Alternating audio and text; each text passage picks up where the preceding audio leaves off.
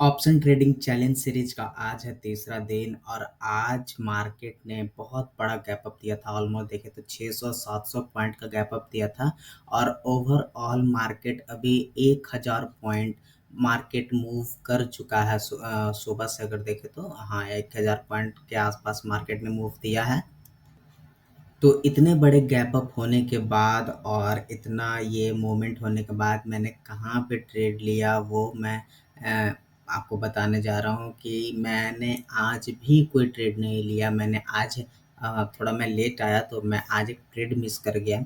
मैं trade miss कहाँ पे किया वो मैं सबसे पहले आपको यहाँ पे बता देता हूँ कि मैंने ट्रेड कहाँ पे मिस किया। सबसे इम्पोर्टेंट है ट्रेड मिस का लॉजिक। मैंने लॉजिक वो सिंपल से बताता हूँ। सबसे पहले देखें तो बैंक निफ्टी आज गैप अप ओपन हुआ। गैप अप ओपन होने के साथ देखें तो अगर फर्स्ट कैंडल देखें तो रेड बनी, ठीक है, और बड़ी बड़ी कैंडल आज बनी है।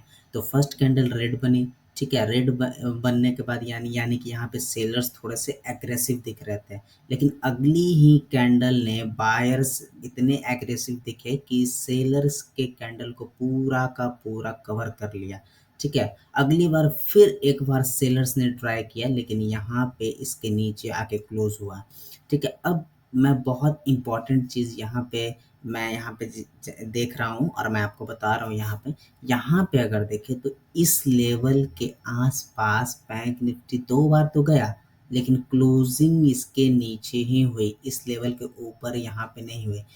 फिर ठीक है, यहाँ पे अगर फिर देखें, यहाँ पे सेलर डोमिनेट करने के बाद फिर से एक बार बायर ने ट्राई किया और इस लेवल के ऊपर जाके क्लोजिंग दे दिया, ठीक है। इस लेवल के ऊपर जाके क्लोजिंग देने के बाद यहाँ पे नेक्स्ट कैंडल देखें तो बैंक निफ्टी ने सस्टेन किया। यानी कि सस्टेन करने का मतलब ये हुआ कि यहाँ पे बैंक निफ्टी ने यहाँ पे इसको टेस्ट किया इस लेवल को और क्लोजिंग इस लेवल के ऊपर हुई। ये जो ग्रीन वाली कैंडल हाई है, इसका जो हाई है यहाँ पे देखे तो हाई यहाँ पे है 52,954 का और इसका क्लोजिंग देखे तो 52,967 का। इसका हाई टेस्ट करने के बाद बैंक निफ्टी ने इसके ऊपर क्लोजिंग दिया और ऊपर क्लोजिंग देने के बाद अगर देखें तो बैंक निफ्टी ने यहाँ से लेके यहाँ तक 2-3 कैंडल तो दिख रही होगी, लेकिन ये आज बड़ी मोमेंटम है क्योंकि आज बड़ी बड़ी कैंडल बन रही थी और 2-3 कैंडल में ही बैंक निफ्टी देखे तो यहाँ पे अगर देखें तो ऑलमोस्ट देखे तो 250 पॉइंट का मूवमेंट कर चुका था।